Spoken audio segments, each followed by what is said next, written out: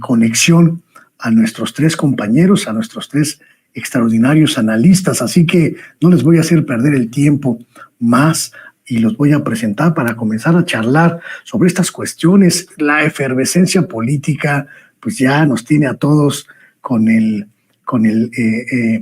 la pluma desenvainada para observar, comentar y analizar. Así que le doy la bienvenida esta noche a Julio Broniman. Estimado Julio, un placer saludarte a nombre de Vicente Serrano, el titular de este espacio.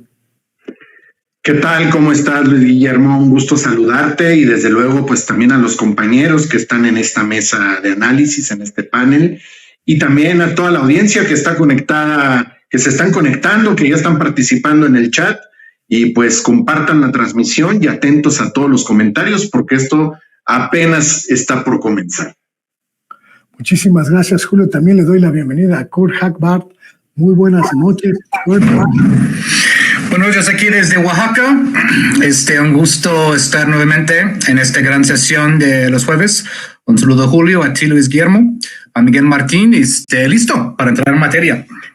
Vamos a entrar en materia en unos segundos más porque la cosa está verdaderamente que arde. Y bueno, pues ya te presentaron también mi queridísimo Miguel Martín Felipe Valencia. Muy buenas noches. Muy buenas noches, Luis Guillermo, también a mi querido Julio, igualmente a mi querido Kurt, puros grandes amigos, puros queridos aquí, y pues vamos a iniciar con esta gran mesa que siempre se aborda con mucho gusto y con mucha emoción también de ver qué sacamos de todo este acontecer tan caótico. Empieza bien el asunto porque a mí me llama mucho la atención y te lo quiero preguntar, mi queridísimo Julio. Este señalamiento que hizo el presidente en la mañana sobre los infiltrados de la 4T, le preguntaban sobre las cuestiones de la gobernanza en el país y él habló sobre estas figuras indeseables que siguen orbitando en la 4T. Vamos a ver el pequeño video solo para entrar en materia porque me llamó mucho la atención la forma en la que lo dijo el presidente y el contexto también en el que se refirió a los descuidos, dijo él, Julio, los descuidos de ciertos secretarios de Estado que pues mantienen en sus estructuras a los neoliberales. En el fondo, es decir, los mandos de la defensa del ejército ocultan información, no están ayudando a conocer todo lo que sucedió. ¿Cuál sería el propósito de ocultar los hechos? Si ya es más que conocido de que hubo un periodo autoritario de represión que se conoce como la Guerra Sucia, nosotros creamos ese comité, y si lo creamos, pues cómo no vamos a entregar toda la información, que se sepa todo. No, es que hay infiltrados del conservadurismo en nuestro movimiento, y cada día que pasa encontramos nuevas cosas, porque había muchísima simulación. Eso era parte de cómo dominaba la oligarquía en el país, mediante la simulación, con la apariencia, ¿no?, de que se lucha por una causa justa, cuando en realidad no existen esas convicciones. Entonces, y hay también diferencias. Me agarraron con la seña al aire. Una disculpa. Julio, es muy importante esto que dijo el presidente de la República, porque pues a él parece importarle mucho, significarle mucho todo lo relacionado con Ayotzinapa, todo lo relacionado con el ejército y sobre todo esta especie de idea que intentan sembrar los medios de comunicación tradicionales de que él pues se supeditó, algunos hablan incluso de sometimiento ante el ejército mexicano. El presidente dice no, eso es mentira.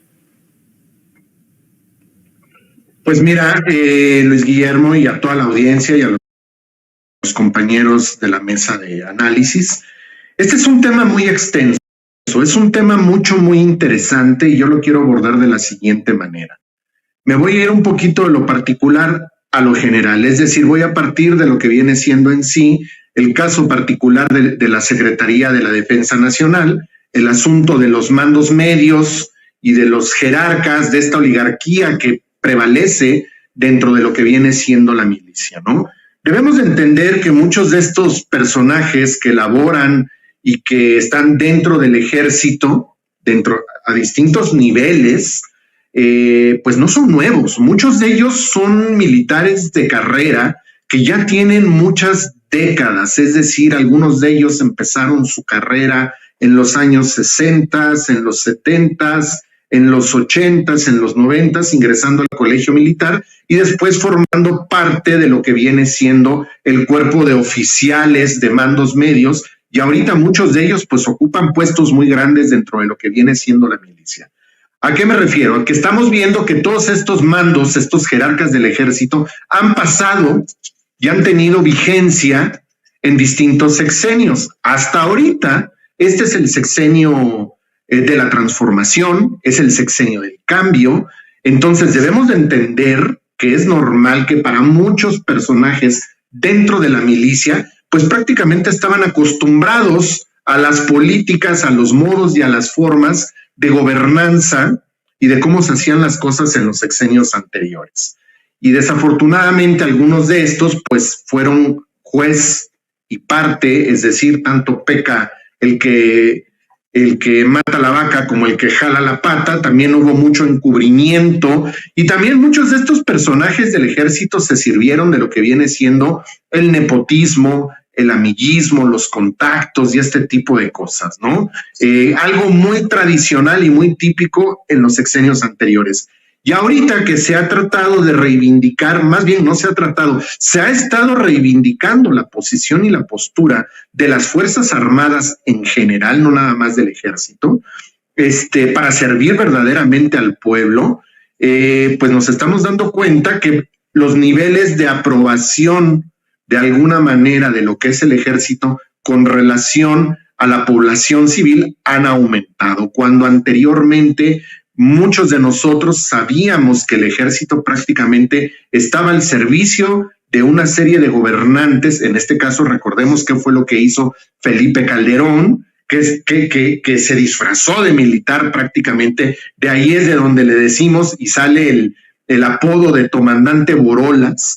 Y esta estúpida guerra que simple y sencillamente alborotó lo que viene siendo el avispero por no tener una estrategia y una labor de inteligencia precisamente para hacer algo al respecto con el tema del crimen organizado, principalmente en su estado natal, Michoacán.